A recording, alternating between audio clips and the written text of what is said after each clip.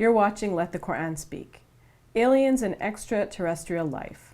What are extraterrestrial life forms? Are there any verses in the Quran that hint at their existence? If they were to be discovered, what would that mean for human beings and their special relationship with God? Would these beings have the potential to be Muslims too, and to abide by the Quran and the Prophet's teachings? With me to discuss is Dr. Shabir Ally, President of the Islamic Information Center. Brother Shabir, what would it mean for us if there were extraterrestrial life forms? Well, but let's think about what the term itself means. There's an excellent article about this on the On Islam website.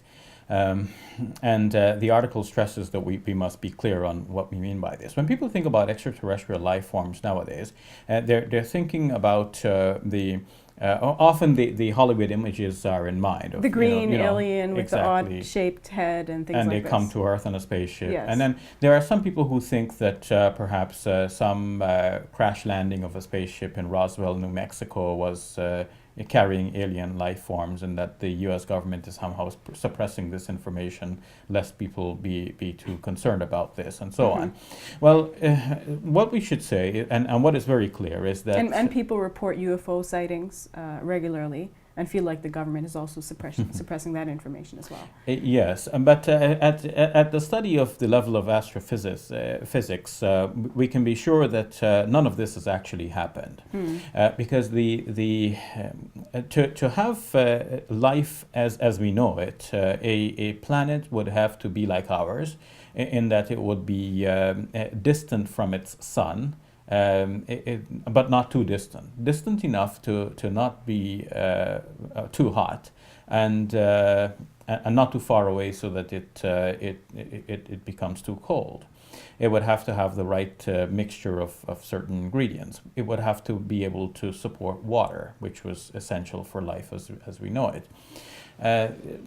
If such intelligent life as human beings emerged on a planet somewhere else, that planet would be very far away. So far, no planet like ours has been discovered within our solar system, and other systems are very far away. To give you an idea, light travels at the speed of 186,000 miles per second, or 300,000 kilometers per second, and some other systems are some 4.3 billion light years away. So we do have the vastness of outer space and the possibility that of the 100 billion galaxies that are out there, similar to our Milky Way galaxy, and 100 billion stars within each one.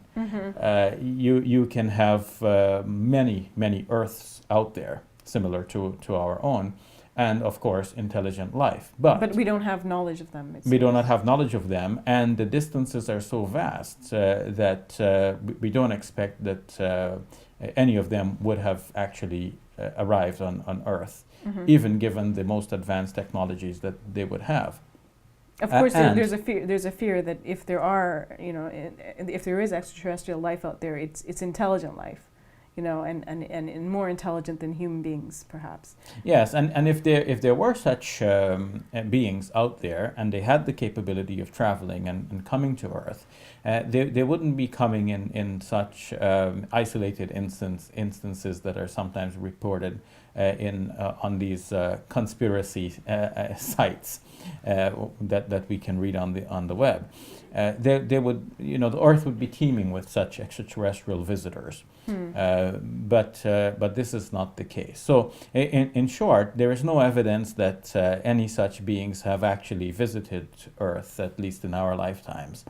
And at the same time, we must allow for the possibility that they do exist.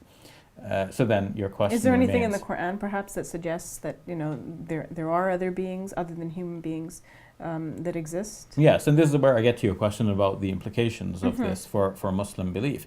Well, the Quran actually is quite open to the possibility that many Earths do exist, because the first chapter of the Quran says, Alhamdulillahi Rabbil Alameen, praise be to God, the Lord of the worlds. In fact, it says here Alameen, which is universe, but universes in the plural. Okay. So there could be many universes and many worlds. In traditional commentaries on the Quran, it would would be explained, that it has been explained, that it's given here in the plural because we have many worlds operating even around us. In our own bodies, there are many systems. There are worlds within us, and around us there are many worlds. So there's the world of human beings, there's the plant world. There is the world of jinns, which is another set of creatures. There's the world of angels, another sort of creatures. So there could be many other sorts of creatures out there. In the 74th chapter of the Quran, we read, وَمَا يَعْلَمُ جُنُودَ رَبِّكَ إِلَّا هُ. Only God knows his armies or his troops. And another verse in the Quran, in Surah, the 42nd chapter, the 29th verse, it says, وَمِنْ آيَاتِهِ خَلْقُ السَّمَاوَاتِ وَالْأَرْضِ وَمَا بَثَ فِيهِمَا مِنْ دَابَّةٍ.